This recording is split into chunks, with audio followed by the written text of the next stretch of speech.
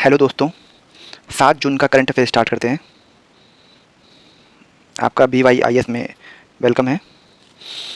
दोस्तों, मेरे बारे में मैं कुछ बता देता हूँ। मैंने यूपीएससी का मेंस लिखा है 2021 का, 2022 का। उत्तराखंड पीसीएस का मेंस लिखा है 2022 का। बीपीएससी का 2021 का मेंस लिखा है। WPPCS जो वेस्ट बंगाल पीसीएस है उसका मेंस लिखा है 2023 का। IBPS 2015 में मैंने फाइनली एक बैंक मेरे को मिला था, सिंडिकेट बैंक। SSC CGL में मेरी पोस्टिंग हुई थी। बीटेक मैंने किया है गुरु गोविंद सिंह इंद्रप्रस्थ यूनिवर्सिटी से। 2025 में मेरा MBA फाइनल हो गया है financial management and information technology में, और मैं ब्लास्ट फर्नेस में काम करता हूँ। अब शुरू करते हैं दोस्तों करंट अफेयर्स के बारे में। करंट अफेयर रिसेंटली एक न्यूज़ आई है कि इंडिया ने होस्ट किया है 4th जो इंडिया और सेंट्रल एशियन डायलॉग है, वो भी जयशंकर जी की नेतृत्व में। तो हमको पता है कि हमको हमारे लिए सेंट्रल एशिया इतना इंपॉर्टेंट है। इसमें क्या होता है, जनरली एक मल्टीलेटरल प्लेटफॉर्म है जिसमें कि फॉरेन मिनिस्टर्स ऑफ इंडिया और सेंट्रल एशियन कंट्रीज़ के एंगेज करते हैं।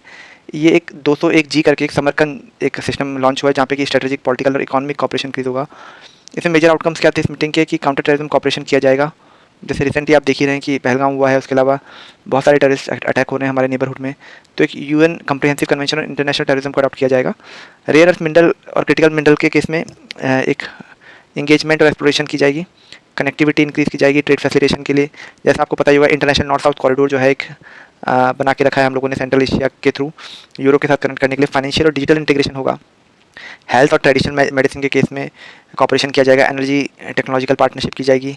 इंडिया स्टैक और जो है सोलर अलायंसेज जैसे बायोफ्यूल जैसे जो इनिशिएटिव है इंडिया के, वहाँ पे उनको जो है इम्प्लीमेंट किया जाएगा, और वहाँ पे उनको उनका लोकलाइज चीज़ों के साथ इंटरमिक्सिंग की जाएगी। ग्लोबल रोल जो है इंडिया का, वो हमेशा से सेंट्रल एशियन कंट्री सपोर्ट करती हैं। उसके अलावा जो है सेंट्रल एशिया के साथ जो है हमारे चैलेंजेस क्या हैं, एक तो जोग्राफिकली डिस्कनेक्ट है। पाकिस्तान हमेशा हमको रूट देने से मना कर देता है। चाइनीज इंफ्लुएंस बहुत ज़्यादा है। बेल्ट और रोड इनिशिएटिव से इन्फ्लुएंसर सब इंटरकनेक्टेड हैं। अफगानिस्तान की सिक्योरिटी कंडीशन बहुत वोलेटाइल होती है। अभी फिर से लीगल गवर्नमेंट हट गई है और तालिबान ने टेक ओवर कर लिया है अफगानिस्तान में। तो फिर वो इशू है, लो ट्रेड वॉल्यूम में। इतनी जोग्राफिकली क्लोज होते हुए भी हम लोग का जो ट्रेड है, ट्रेड इंटीग्रेशन है, वो 2 बिलियन के द्वारा ही हो सकता है। रिसेंटली 3-4 साल पहले इकोनॉमिक सर्वे ने कहा था कि जियोलॉजी और जोग्राफी और जो है जीन्स का यहाँ पे मतलब था क्लोथ्स और लेदर और ये सब जो मैन्युफैक्चरिंग एरिया, इन सब के कॉन्टेक्स्ट में हमको इंटीग्रेट करना है सेंट्रल एशिया के साथ। दूसरा, लैंग्वेज और ब्यूरोक्रेटिक बैरियर्स हैं, तो थोड़ा कल्चरल डिफरेंस है, तो नहीं हम इंटीग्रेट कर पाते। वे फॉरवर्ड वही है कि चाबार को स्ट्रेंथन करना है, INSTC को स्ट्रेंथन करना है, डिजिटल डिप्लोमेसी लानी है। जैसे इंडिया स्टैक और डिजिटल प्लेटफॉर्म आधार जैसे स्कीम्स को यहाँ इंप्लीमेंट करना है, उनको मार्गदर्शन करना है। एनर्जी मिनरल पार्टनरशिप करनी है। कल्चरल एकेडमिक एक्सचेंज करना है, बच्चों को यहाँ वहाँ भेजना पढ़ने के लिए, वहाँ के बच्चों को यहाँ इन्वाइट करना है। सॉफ्ट पावर इंक्रीज़ करनी है। वैसे भी बॉलीवुड जैसे सॉफ्ट पावर वहाँ पे है, लोग बॉलीवुड के गाने सुनते हैं। इंडिया की इमेज वहाँ अच्छी है। इंडिया की जो हेल्थ और फिनटेक जैसी चीज़ें हैं वो हम वहाँ पे उनको दे सकते हैं।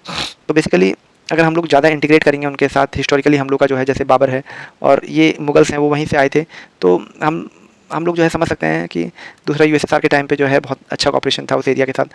तो वो एक हिस्टोरिकल टाइप है। अगर हम लोग उसके साथ और ज़्यादा एंगेज कर पाएँ, जियोपॉलिटिकल चैलेंजेस को अगर ओवरकम कर पाएँ, कनेक्टिविटी इनक्रीज कर पाएँ, इकोनॉमिक लिंकेजेस ला पाएँ, इंस्टीट्यूशनल फ्रेमवर्क एस्टैब्लिश कर पाएँ, तो काफ़ी अच्छा रहेगा।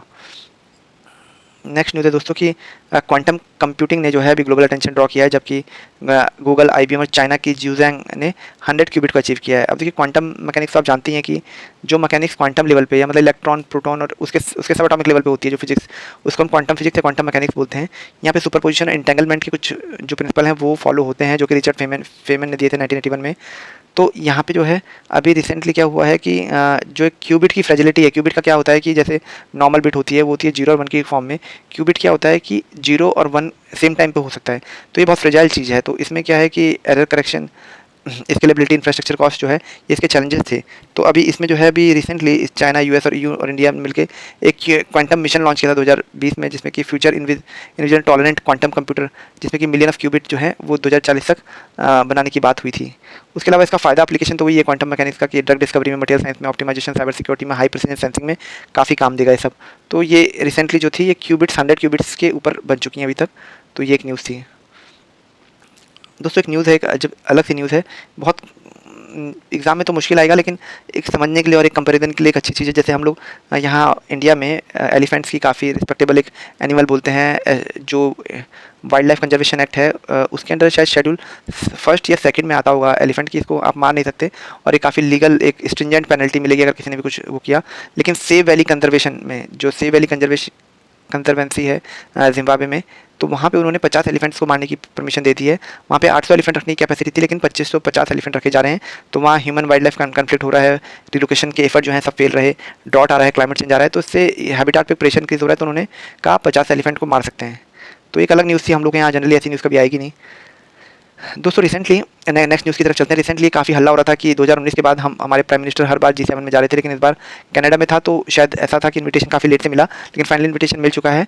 तो जो है हमारे प्राइम मिनिस्टर जाएंगे, 15 जून से 17 जून तक होगा यहाँ पे G7। तो G7 के बारे में जान लेते हैं। G7 का कोई हेड क्वार्टर नहीं है, 1975 में आया था। 6 मेजर इकॉनमी ने स्टार्ट किया था, फ्रांस है, जर्मनी, इटली, जापान, UK और USA। तो 6 इकॉनमी प्लस कनाडा जो है, जो कि नेक्स्ट ईयर ज्वाइन किया 1976 में, ये लोगों ने G7 बना था। तो G7 जो है दुनिया की मेजर इकॉनमीज़ हैं। तो ये फॉर्म हुआ था 1970 के ऑयल क्राइसिस के बाद, कि जो पॉलिटिकल इश्यूज़ हैं उनके साथ कैसे आना है। रशिया ने जो है G8 ज्वाइन किया, G8 बन गया था जब रशिया ने ज्वाइन किया 1998 से लेकर 2014 तक, क्रीमिया के एनेक्सेशन के बाद वो हट गया। तो G7 का मेजर काम है मैक्रो इकोनॉमिकल स्टेबिलिटी बनाना, ग्लोबल क्राइसिस को ध्यान में देना, क्या हो रहा है, प्रमोटिंग डिप्लोमेसी है, डेमोक्रेसी और गाइडिंग इंटरनेशनल पॉलिसी है। इंटरनेशनल पॉलिसी कैसे काम करेंगे उसके बारे में देखता है। नेक्स्ट न्यूज़ की तरफ चलते हैं दोस्तों। ये GS2 का पार्लियामेंट्री सिस्टम से रिलेटेड है। नेशनल ई विधान एप्लीकेशन जो है Pondicherry election legislative assembly election जो होंगे 6 जून से, वहाँ पे इनॉग्रेट किया जाएगा। तो इसको जो है ये एक प्लेटफॉर्म है, पोर्टल है, जिसके थ्रू पेपरलेस कंडक्ट कर सकती है लेजिस्लेटिव असेंबली। तो ये रोल आउट किया गया है। इसमें इसका ये एप्लीकेशन है कि ये वन नेशन वन एप्लीकेशन के सिद्धांत पे काम करता है। मिनिस्ट्री ऑफ पार्लियामेंट्री अफेयर ने इसको लॉन्च किया है। दोस्तों recently 16 anti submarine warfare shallow watercraft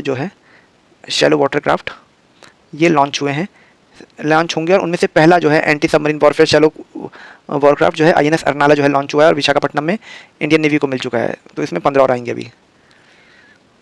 अगला न्यूज़ है दोस्तों कि याद होगा आपको, ये GS3 का एस का एक जो है वो है सब्जेक्ट है कि अभी इलॉन मस्क की जो स्टारलिंक है उसको इंडिया में लाइसेंस मिल गया है। ये काफ़ी दिनों से बात चली थी कि उसको लाइसेंस की बात हो रही थी, लेकिन नहीं मिल रहा था। तो उसको लाइसेंस मिला 3rd नंबर पे। पहला यूटेलसेट जो कि एक फ्रेंच कंपनी है उसको मिला था सबसे पहले। उसके बाद जियो सैटेलाइट कम्युनिकेशन को मिला। उसके बाद अभी स्टारलिंक है जो कि सैटेलाइट बेस्ड इंटरनेट सर्विसेज जो है इंडिया में देगा। तो ये एक तीसरी कंपनी बन गई है। रिसेंटली दोस्तों एक और न्यूज़ सामने आई है एग्रीकल्चर और टेररिज्म से रिलेटेड GS3 का, कि 2 चाइनीज़ रिसर्चर को US में जो है चार्ज किया गया है स्मगलिंग के लिए, कि उन्हें फ्यूजेरियम ग्रामिनेरम करके एक जो है टॉक्सिक फंगस है, जो कि खतरा लग रहा था कि वहाँ की जो भी बायोडाइवर्सिटी है, जो भी एग्रो बायोडाइवर्सिटी है, उसको खतरा दे सकती थी। ऐसा एक फंगस वहाँ पे स्मगल किया जा रहा था। ये दोस्तों इतना देखने में इतना सिंपल लगता है, लेकिन देखिए क्या खतरनाक हो सकता था कि वहाँ की खड़ी खड़ी फसल्स को जो है वो डैमेज कर सकता था। तो ये उन्हें चार्ज किया गया है। दोस्तों एक न्यूज़ है रिसेंटली, एक जो हमारे एक्टर हैं, आपने नाम सुना होगा, डिनो मोरिया, उनके रेसिडेंस पे और अदर 15 लोकेशन पे इन्फोर्समेंट डायरेक्टर ने 65 करोड़ का जो स्कैम था मेथी रिवर डिसिल्टिंग प्रोजेक्ट, उसके रिस्पेक्ट में जो है रेड की है। तो मेथी रिवर जो है जो बॉम्बे का ये वाला जो सनसेट आइलैंड है, इसकी एक स्टॉर्म वाटर ड्रेनेज रिवर है। बारिश के दिनों में सीजनल रिवर है, जो बारिश के दिनों में इसमें काफ़ी पानी भर जाता है, और पोवई, कुर्ला, धरावी, साकिनाका, कलीना, वोकाला, BKC इस सब एरिया से पानी निकालती है। जैसे कि हम देख रहे हैं यहाँ कि पोवई लेक से लेके ये सीधे यहाँ अरेबियन सी में पानी गिरा रही है मेथी रिवर। उसके अलावा दोस्तों यहाँ पे कुछ और रिवर है, जैसे ओशीवारा रिवर है यहाँ पे, ये तुलसी लेक से जो है यहाँ मलाड क्रीक में गिरा रहा है पानी। उसके अलावा एक दहीसर रिवर है जो यहाँ गोरई क्रीक में गिराता है। बसई क्रीक है यहाँ पे, ये थाने क्रीक है, महिम बे है। तो ये सब देखने की बात है कि बॉम्बे की जो जोग्राफी अपने आप में बहुत कॉम्प्लेक्स है। तो ये जो है लगभग 18 किलोमीटर फ्लो करती है मेथी रिवर, और ये अरेबियन सी में गिर जाती है माहिम क्रीक के थ्रू, जो हमने अभी बात की। तो ये अर्बन रन ऑफ और लेक ओवरफ्लो के रिस्पेक्ट में बहुत एक इंपॉर्टेंट रिवर है बॉम्बे के जोग्राफी के लिए। दोस्तों आज के लिए इतना ही। Thank you. फिर से एक अगले करंट अफेयर्स के साथ मिलेंगे। थैंक यू दोस्तों।